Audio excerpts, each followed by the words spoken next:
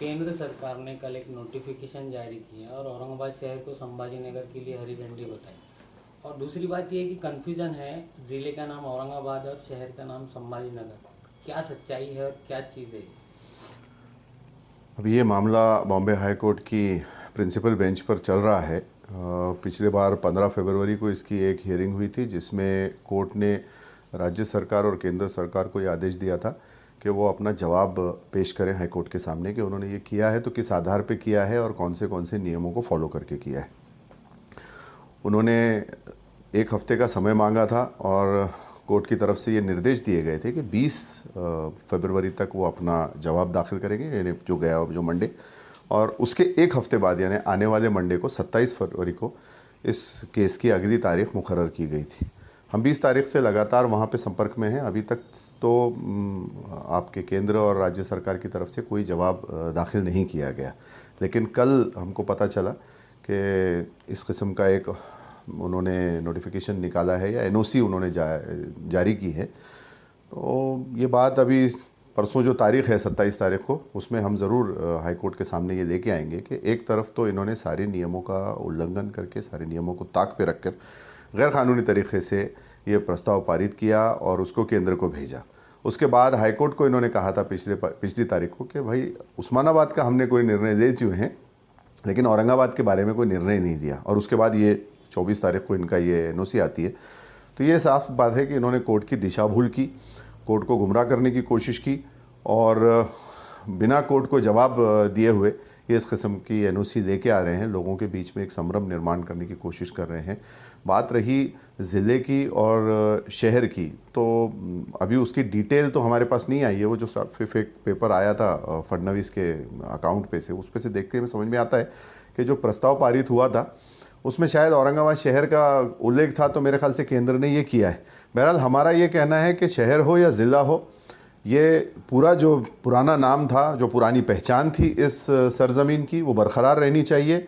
ना शहर ना ज़िला, इसमें कोई तब्दीली नहीं होनी चाहिए। औरंगाबाद जो है ये सभी औरंगाबाद कर का है। यहाँ रहने वाले सभी हिंदू, मुस्लिम, सिख, ईसाई, दलित, बुद्धिस्ट, पारसी सभी भाइयों का है और यहाँ हम सब बहुत प्यार से, अमन से एक दूसरे के साथ रहते आए हैं। ये सियासी पार्टियाँ, कोई मुंबई से आती है, कोई पश्चिम महाराष्ट्र से आती है, कोई दिल्ली से आती है, कोई हैदराबाद से आती है, ये इसको अपनी सियासी रोटियां सेकने की ज़मीन ना बनाएं और औरंगाबाद का फ़ैसला ये औरंगाबाद की जनता के लिए छोड़ देना चाहिए। जब यहाँ की जनता नहीं चाहती है तो ये मुंबई के और आपके पश्चिम महाराष्ट्र के और विदर्भ के नेता कौन होते हैं हमारी ज़िंदगियों का फ़ैसला करने वाला।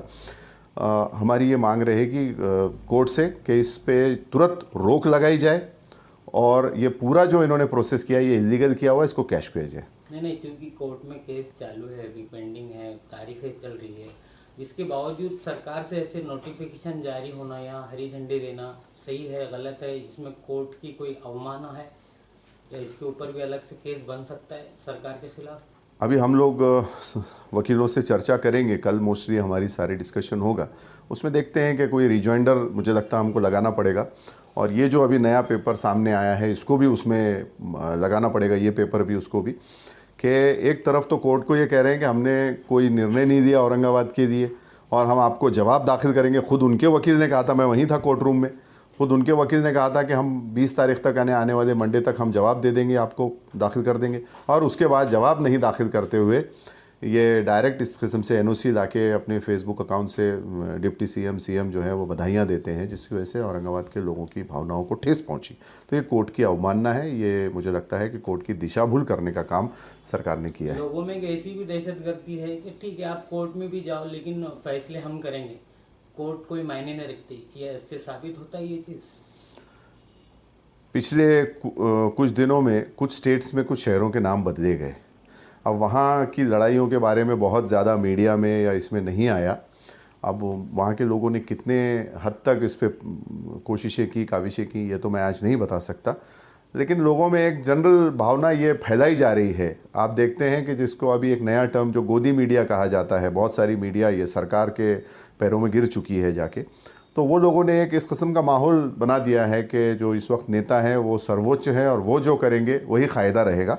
लेकिन इस बात को हम नकारते हैं। हमको आज भी पूरा यकीन है बाबा साहेब अम्बेडकर के संविधान पर जो हमको लड़ने का अधिकार देता है। न्यायपालिका और बाबा साहेब का संविधान जब तक अस्तित्व में है, हम ये लड़ाई जारी रखेंगे। हिशाम सोनी साहब, इसमें जो आप कोर्ट में गए हैं, हाई कोर्ट में आपने अपील की है, तो इसमें आपके पास क्या पुरावे हैं? आप कोर्ट के सामने क्या पेश करेंगे कि औरंगाबाद का नाम औरंगाबाद ही रहे, संभाजी नगर ना किया जाए?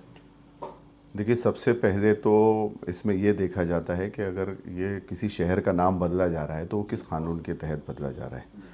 जो डॉक्यूमेंट्स सरकार की तरफ से हमको मिले, मतलब जो इन लोगों ने प्रोसीजर किया, उसकी जब हमने डॉक्यूमेंट्स की तफ्तीश की तो ये समझ में आया कि इन्होंने MLRC का यानी महाराष्ट्र लैंड रेवेन्यू कोड का इसमें 1966 का जो है उसका जिक्र किया है कि 95 में भी हमने ये किया था। वो ये कहता है कि अगर महसूल की अदायगी के लिए कोई शहर या कोई इलाका बड़ा हो जाता है तो एक नया गढ़ तैयार करके उसका एक नाम रखा जाए। तो इन्होंने ये किया कि उस कानून के तहत या उसके तहत हम ये कर रहे हैं। तो उसमें एक बात साफ हो जाती है कि उसी में लिखा है कि 1966 के पहले या 60 के पहले, सॉरी प्रिसाइसली अगर कहूँ, तो कोई शहर अगर हो तो उसका नाम आप नहीं बदल सकते। और वो उन्हीं के दस्तावेज में लिखा है कि औरंगाबाद के बारे में कि औरंगाबाद ये 1960 के पहले का बसा हुआ शहर है, इसलिए MLRC के इस कोड के अंदर से इसके तहत ये नहीं बदला जा सकता। तो वहीं सरकार का जो है सारा एक जो दावा है वो ख़त्म हो जाता है कि MLRC 1966 का जो कोड है उनका, उसके तहत ये बदल रहे हैं। दूसरा एक जो है तो सेंट्रल गवर्नमेंट की कुछ 1953 की गाइडलाइंस है जिसके तहत आज तक हिंदुस्तान में जो सारे शहरों के जो नाम बदले जा रहे हैं उस गाइडलाइंस को ही फॉलो किया जाता है। उसमें 4-5 मुद्दे हैं कि पहली चीज़ ये शहर का सेंट्रल गवर्नमेंट की गाइडलाइंस ये कहती है कि अगर किसी शहर का नाम बदला जाना है तो वो ऐसा नहीं होना चाहिए कि लोग वहाँ के आदी हो गए हैं और उसमें कोई कंट्रोवर्सी नहीं है और उसको नाम बदला जाए। तो ये सारी चीज़ें होने के बावजूद भी हमारी महानगर पालिका ने उसमें वो किया है। मैंने आपको इससे पहले भी एक मेरी उसमें बात में बताया था कि किसी सूबे का अगर, मतलब स्टेट का अगर कोई सिटी का नाम बदल रहे हैं तो उसके अंदर कोई गांव भी नहीं होना चाहिए। तो यहाँ पे 4 गांव तो हमको मिले हैं जो इस नाम से मौजूद हैं ऑलरेडी, फिर भी ये शहर का नाम बदलने की बात कर रहे हैं। इसमें सर एक आपने पिछले दिन मीटिंग भी हुई थी, एक कमेटी बनाने की बात की गई थी, सर्वदलीय एक बैठक की गई थी, तो उस टीम की, उस संगठन का क्या रजिस्ट्रेशन हुआ है और वो चीज़, वो लोग आपके साथ में खड़े हैं क्या इस केस में लड़ने के लिए? औरंगाबाद से जो बड़ी शख्सियत है जो अक्सर बताते हैं कि हम औरंगाबाद का नाम नहीं बदल देंगे, तो ये लोग भी आपके साथ आके टेक्निकल इशू पे लड़ रहे हैं साथ में? बीच में जब ये बात उठने के बाद काफ़ी कुछ कमिटीज़ बनने की बातें मीडिया में आई, मुझे भी कुछ मीटिंग्स में बुलाया गया, मैंने वो मीटिंग्स अटेंड की। उसमें कुछ बहुत अच्छे और हमदर्द लोग भी मुझे मिले शहर के जो हिस्ट्री पे और इस पे काम करते हैं। उन्होंने मुझे कुछ डॉक्यूमेंट्स के अंदर भी काफ़ी मदद की है पेपर बनाने में, जैसे हमारे खालिद अहमद साहब हैं, रमज़ान सर हैं और दीगर कुछ वेस्टर्न महाराष्ट्र के कुछ हमारे हिंदू भाई हैं हिस्टोरियंस, उन्होंने मुझे मदद की। लेकिन वो कोई कमेटी, कहीं भी कोई भी कमेटी ऐसी कोई ऑन पेपर ऑफिशियल कहीं भी नहीं बनी। जो भी बनी एक सिर्फ एक अंडरस्टैंडिंग से ओरली ये बातें हुई। और केस जो किया है वो एक केस मैंने किया है अपने तौर पे और एक हमारे शहर के एक दूसरे बाशिंदे हैं उन्होंने किया है। तो ये तो हमने अपनी तरफ से किया है, मैंने भी अपनी तरफ से किया है, उन्होंने जो उनके ग्रुप की तरफ से किया है। तो इसमें कोई कमेटी का कोई ऐसा किसी किस्म का वो नहीं है। हाँ, पेपर्स की मदद हुई ज़रूर। और भी लोगों को इसमें करना चाहिए, हाईकोर्ट जाना चाहिए, मतलब आप 2 लोग तो गए हुए, इसके अलावा भी और लोग जाना चाहिए? अगर कोई जाना चाहे तो बिल्कुल जा सकता है, वो अपनी तरफ से डॉक्यूमेंट्स लेके, हमारे से भी क्या मदद चाहिए हम करेंगे। नहीं तो अगर वो चाहें तो सपोर्ट के तौर पे हमारे साथ भी अगर वो आना चाहे तो वेलकम है, उसमें कोई वो नहीं है। क्योंकि ये कॉज जो है ये कोई पर्सनल कॉज किसी का नहीं, ये एक पब्लिक कॉज है, ये शहर के लिए है, शहर के लोगों के लिए है। तो अगर कोई इसमें शामिल होना चाहता है किसी भी तरीके से, वो खुद से अगर कुछ करना चाहे तो भी कर सकता है, हमारे साथ जुड़ के आना चाहे तो भी वेलकम है। हमारी एक ही कोशिश है कि अपने शहर को हम बचाएं और इसमें लीगली और टेक्निकली सरकार की बहुत गलतियां हैं, वो सारी गलतियों को देखते हुए हमको बहुत ज़्यादा उम्मीद है कि इंशाल्लाह हमको सक्सेस मिलेगी इसमें। सर, इसमें मेरा एक सवाल है कि इस चीज़ को आप, इस ऑर्डर को किस तरीके से देखते हैं? ये लोकशाही मार्ग से लिया गया फैसला है या फिर हुक्मशाही फैसले की तरह नजर आ रहा है?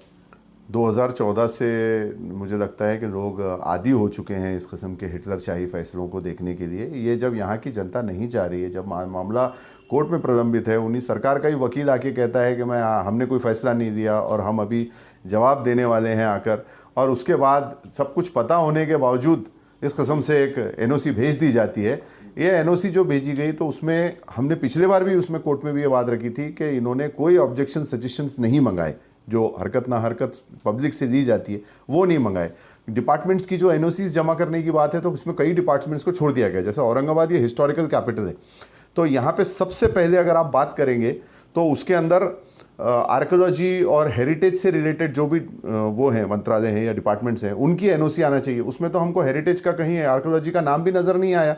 जब महाराष्ट्र सरकार खुद इसको एक टूरिज़्म कैपिटल बताती है और अपने टूरिज़्म कैपिटल का ही नाम बदल दे रही है, जबकि केंद्र सरकार की गाइडलाइंस ये कह रही है कि हिस्टोरिकल शहरों का नाम तो बिल्कुल नहीं बदला जा सकता। ये सिर्फ इंडिया में नहीं, महाराष्ट्र में नहीं, ये पूरे दुनिया में एक तरीके से एक अंडरस्टूड फैक्ट है ये कि हिस्टोरिकल जगहों का नाम नहीं बदला जाता। और स्टेट गवर्नमेंट एक अपने हिस्टोरिकल टूरिज्म कैपिटल का ही नाम बदल दे रही है। मुझे लगता है ये दुनिया में अपने आप में एक अजूबा है। सर, हमारे औरंगाबाद में G20 की मीटिंग है आने वाले कुछ दिनों में, तो अब जो मेहमान हमारे पास आएंगे उनके सामने क्या औरंगाबाद को औरंगाबाद बोल के पेश किया जाएगा या संभाजी नगर बोल के पेश किया जाएगा? अब देखिए, ये मीटिंग में जो अधिकारी रहेंगे, जो नेतागण रहेंगे, हम तो बाहर हैं, ये अब उनके ऊपर निर्भर है। लेकिन जो चल रहा है, दुनिया को एक तस्वीर दिखाई जा रही है और असली जो उसका चेहरा है वो कुछ और है। मुझे लगता है कि जिस तरीके से बाकी सारे खेल हैं वो वैसी ये भी होगा। आखिरी सवाल है, क्या औरंगाबाद संभाजी नगर के नाम पर कई नेताओं ने मीटिंगें ली, सर्वपक्षीय बैठकें हुई सूबेदारी में, इधर किला रख के पास में, लेकिन सिर्फ 2 लोग कोर्ट में गए। बाकी लोगों ने क्या करना चाहिए? औरंगाबाद के लीडरों को क्या बोलेंगे आप, लीडर को, ख़ास तौर से मुस्लिम लीडरों को? मैं अपने आप को इतना बड़ा नहीं मानता कि किसी को मैं सलाह और ये दे सकूं। मुझे जो अपने एक शहर का फ़र्द होने के नाते जो समझ आया मैंने किया, और मुझे लगता है कि ये लड़ाई जो है, जिसको भी औरंगाबाद से प्यार है, वो अपने आप को इस शहर का बाशिंदा समझता है, उसको ये लड़ाई लड़नी चाहिए, ऐसा ये मेरा मानना है। क्योंकि चूँकि जितनी कुर्बानी आप दे रहे हैं, आपने तो अपनी पार्टी तक को छोड़ दिया, इतने सालों से आप पार्टी में थे, वैसे दूसरे लीडर कोई करते हुए नज़र नहीं आ रहे औरंगाबाद में। हर इंसान अपनी ज़मीर का जवाबदार होता है, वो अपने ज़मीर से खुद सवाल पूछें और वो डिसाइड करें। मुझे जो सही लगा अपने शहर के लिए, अपने इलाके के लिए, अपने लोगों के लिए, शहर के लोगों के लिए, वो मैंने किया। मेरे लिए कोई पद और पार्टी और ये ओहदे मायने नहीं रखते। मेरे लिए अपना शहर, अपना इलाका, अपने लोग मायने रखते हैं। मैं उनके साथ खड़ा हूँ और मुझे इसकी बहुत खुशी है कि ऊपर वाले ने मुझे मौका दिया साबित करने का कि मैं अपने लोगों के साथ ईमानदारी से, तन मन धन से खड़ा हूँ। इस केस पे आपकी आगे डिटेल क्या रहेगी? मतलब आप केस को बहुत अच्छे से स्टडी कर चुके हैं, तो आगे मतलब आपका क्या स्टैंड रहेगा, आप किस तरह से फेस करेंगे इसे? इंशाल्लाह हमारी तरफ से ये कोशिश रहेगी कि केंद्र सरकार की और राज्य सरकार की जो भी गलतियां हैं, अभी केंद्र ने ये गड़बड़ी में ये एनओसी भेज दी, राज्य सरकार ने कॉरपोरेशन से लेके तो ऊपर स्टेट तक के सारी गलतियां की हैं। जैसे इसमें एक और मेजर गलती जो है वो ये भी है कि जो एक गलत तरीके से ठहराव पास हुआ था 2020 में, उसमें संभाजी नगर नाम से लोगों ने ठहराव पास किया था और शिंदे सरकार ने आनन फानन में आकर वो, क्योंकि शिवसेना, एनसीपी और कांग्रेस ये इशू उनके हिसाब से ले जा रही थी, वो इशू पॉलिटिक्स के चक्कर में शिंदे और फडणवीस ने भी ये फैसला लिया। अगर महाविकास नहीं लेती तो शायद वो भी ये फैसले के लिए आगे नहीं बढ़ते। तो उसमें जो भी एक डिसीजन आया था, अपने यहाँ से महानगर पालिका से जो भेजा गया था, उसमें ये संभाजी नगर का एक प्रस्ताव था, वो भी गलत था क्योंकि माजी खासदार के नाम पे वो लिखा हुआ है कि माजी खासदार की डिमांड के ऊपर। जब आजी खासदार उसको विरोध कर रहा है तो माजी खासदार का उसमें डिमांड को एक्सेप्ट करना ये लोकतंत्र के अंदर तो कहीं नहीं बैठता। और वो संभाजी नगर के नाम पे था, उसमें छत्रपति संभाजी नगर का तो कोई महानगर पालिका का प्रस्ताव भी शिंदे सरकार और फडणवीस सरकार के पास नहीं है। बीजेपी की जो आपके केंद्र की जो सरकार है उसने उस प्रस्ताव को कैसे मान लिया। इसमें एक बात और है कि ये केस दाखिल करने के पहले मैंने जो है बजाते खुद केंद्र सरकार के पास, राज्य सरकार के पास, गृह मंत्रालय के पास, आपके राष्ट्रपति के पास, सब आपके प्रधान सचिव के पास खुद एक रिप्रेजेंटेशन दिया था, कंप्लेन दाखिल की थी कि ये जो हुआ है ये इलीगल हुआ है, इसके ऊपर रोक लगाई जाए और इसके ऊपर कोई फैसला नहीं दिया जाए। उन्होंने उस पर कोई एक्शन नहीं लिया। उसके बेसिस पे हम लोग हाई कोर्ट गए हैं कि पहला रिप्रेजेंटेशन हमने गवर्नमेंट को दिया, गवर्नमेंट ने नहीं माना, इसके बाद हम लोग कोर्ट में गए हैं। तो इनको सब कुछ मालूम होने के बावजूद ये गलतियों पे गलतियां किए जा रहे हैं। तो हमारा एक स्टैंड यही रहेगा कि जो भी गलतियां हुई हैं, जो इलीगल काम इन सरकारों ने और इन बॉडीज़ ने किया है, उसको उजागर करके अपने शहर को और अपनी शहर की पहचान को बचा सकें। इनकेस अगर हाई कोर्ट से आपको न्याय नहीं मिलता है तो आप सुप्रीम कोर्ट का दरवाज़ा खटखटाएंगे?